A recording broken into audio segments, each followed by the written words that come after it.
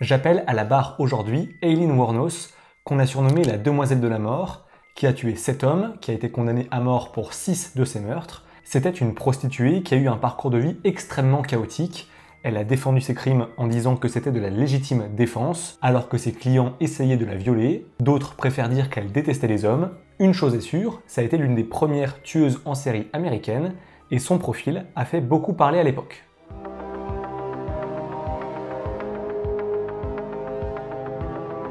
Aileen a grandi dans un climat pour le moins délétère. Sa mère Diane avait 15 ans quand elle a épousé son père Léo.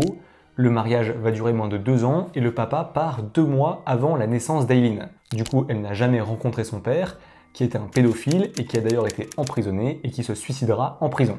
Ça commence bien. La mère ne parvient pas à assumer la charge des enfants seuls et elle finit par les abandonner aux soins des grands-parents.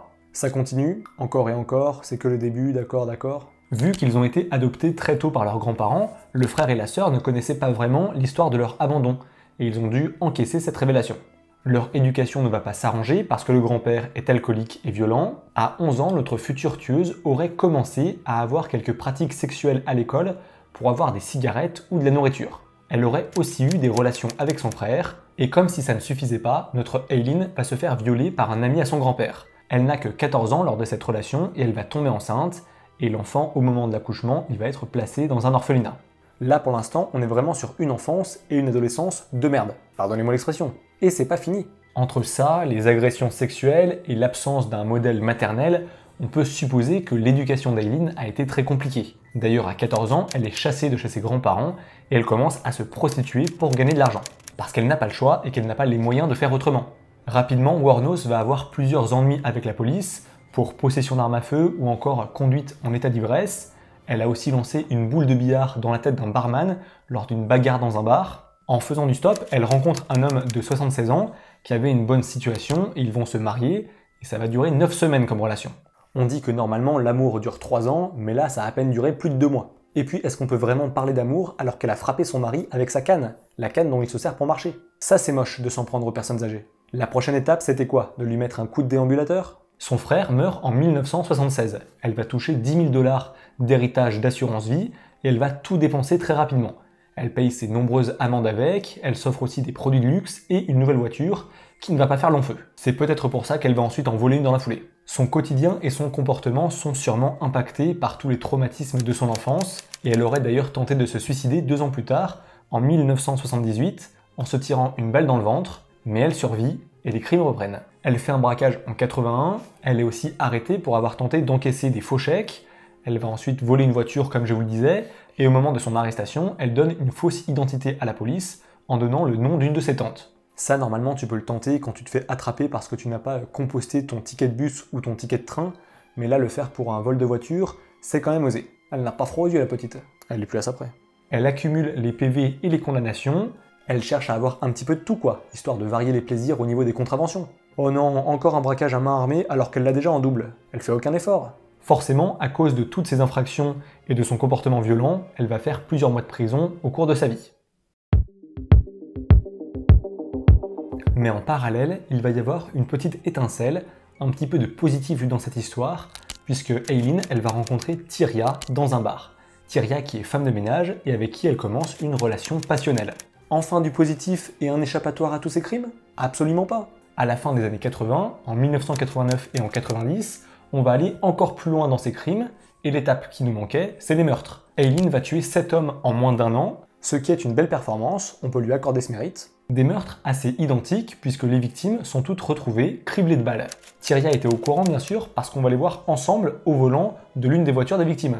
Niveau enquête, on ne va pas trop ramer pour les retrouver, on découvre une des voitures volées dans la nature, la police va récupérer les empreintes digitales sur place, il y a des objets qui sont volés aux victimes et qui sont revendus chez des prêteurs sur gage, donc ça permet de remonter progressivement jusqu'à nos 2 femmes, sachant qu'en plus, des témoins ont identifié et reconnu les 2 femmes dans une voiture volée.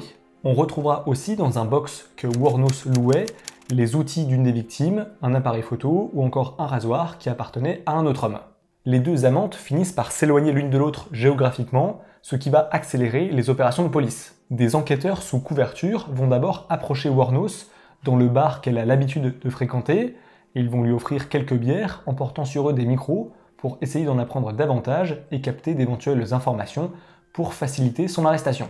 Heureusement qu'ils ne l'ont pas trop énervé ou apeuré, parce que vu toutes les bagarres de bar auxquelles elle a pu participer, il n'était pas à l'abri de se prendre une bouteille de bière dans la gueule. Au moins, ça leur aurait donné une excuse pour l'arrêter tout de suite. Aileen est arrêtée en janvier 91, dans un bar justement, et le lendemain, c'est Tyria qui est arrêtée, et la police va se servir de leur relation en proposant à Tyria l'immunité lors du procès qui arrive, si elle parvient à obtenir les confessions de la serial killeuse.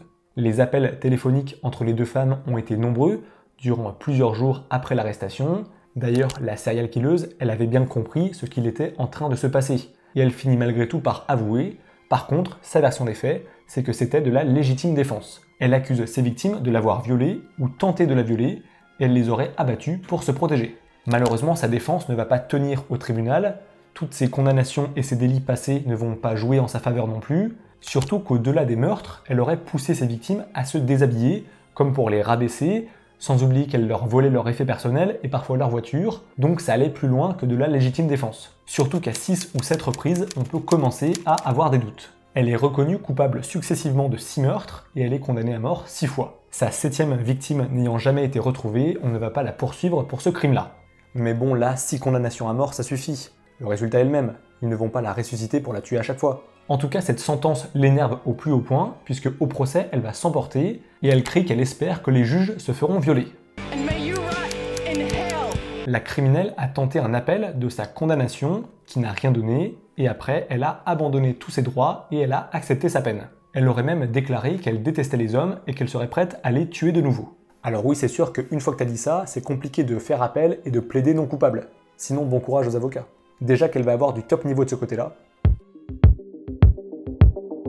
Cette affaire a aussi mis en lumière la violence à laquelle peuvent être confrontées les travailleuses du sexe, qui peuvent être frappées, torturées, violées, tuées, et c'est pour ça que certains ont tenu à défendre Wuornos jusqu'au bout. Pendant toute cette période médiatique et judiciaire, Aileen va compter sur un soutien pour le moins particulier en la personne d'Arlene Prall, qui est une fervente chrétienne et qui a vu la photo de la criminelle dans le journal et qui aurait entendu alors Jésus lui dire d'écrire à cette femme. Alors j'imagine que par Jésus, elle parle du Christ et non pas du voisin du 2e étage, parce que si elle l'entend, faut refaire l'isolation de son appartement. La tueuse et la croyante, on dirait une fable de La Fontaine, la tueuse et la croyante échangent par courrier puis par téléphone, et elles vont plutôt bien s'entendre, puisque Arlene se met à être une sorte d'avocate dans les médias pour la cause de Wuornos. Elle finira même par adopter officiellement à l'état civil Aileen, car Dieu lui avait dit de le faire.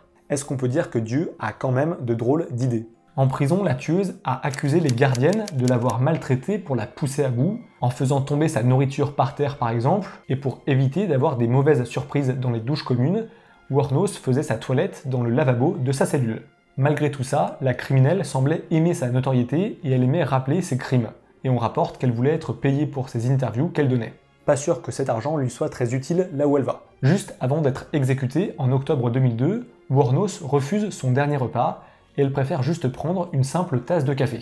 Au moins, ça n'a pas coûté trop cher à l'administration pénitentiaire. C'est déjà ça de prix. Il n'y a pas de petites économies. Bon, après, c'est possible que ses fréquentations avec Arlene, qui était très croyante, lui soient un petit peu montées à la tête, parce que dans ses dernières déclarations, ses dernières paroles juste avant de mourir, avant de subir l'injection létale, elle a dit qu'elle reviendrait avec Jésus dans une soucoupe volante, comme dans le film Independence Day. Surprenant choix de référence cinématographique. Moi, dans son cas, j'aurais plutôt regardé un film comme Destination Finale. Enfin bon, j'imagine que ce n'est pas la chose qui vous choque le plus dans cette déclaration. Est-ce que Jésus a vraiment envie de faire son retour sur Terre en vaisseau spatial? Et si oui, est-ce qu'il n'opterait pas plutôt pour le Faucon Millenium de Star Wars? Il y a un vrai débat à faire. N'hésitez pas à donner votre avis en commentaire. Pour les obsèques d'Aileen, on a joué une chanson à sa demande, une chanson qui s'appelle Carnival, et cette musique, elle est aussi passée dans un documentaire sur notre tueuse. Et la chanteuse en question, de base, elle était contre, parce qu'elle trouvait les crimes de Wuornos atroces, mais elle a fini par accepter, parce qu'apparemment, la tueuse, elle avait beaucoup écouté cet album en prison. Et donc, l'artiste devait être reconnaissante et accepter ça. C'est fou comme la musique peut se retrouver partout, et surtout dans des endroits où on n'aurait jamais imaginé quand on l'avait enregistré. Tiens, si je faisais un album pour les serial killers. L'idée est pas bête, hein, ça permettrait de ficher tous ceux qui vont acheter le CD à la Fnac. Je me demande pourquoi la police judiciaire ne m'a pas encore contacté. Alors qu'il y a tous mes réseaux sociaux en barre d'infos. Faut quand même être aveugle. Pour des enquêteurs, c'est pas bon signe. Niveau musique, on ne s'arrête pas là, puisque Carla Lucero, qui est une compositrice américaine, a créé un opéra sur la vie d'Eileen. Cette fascination autour de Wuornos, elle n'a pas forcément plu à la police ou aux familles des victimes, qui trouvaient ça déplacé de voir la meurtrière être érigée en une sorte d'anti-héroïne qu'on glorifiait malgré toutes les horreurs qu'elle avait pu commettre. Ce parcours meurtrier a aussi poussé à une sorte de tourisme un peu macabre, puisqu'on est venu visiter les bars dans lesquels la tueuse avait ses habitudes pour boire des coups et même balancer des boules de billard à la tête des barman. Certains pubs auraient même fait des événements pour célébrer son exécution. Comme quand tu vas au bar pour regarder un match de foot, bah là c'est pour une condamnation à mort. L'avantage, c'est que tu seras sûr du résultat, c'est élémentaire. Come on, Eileen. Oh, I swear.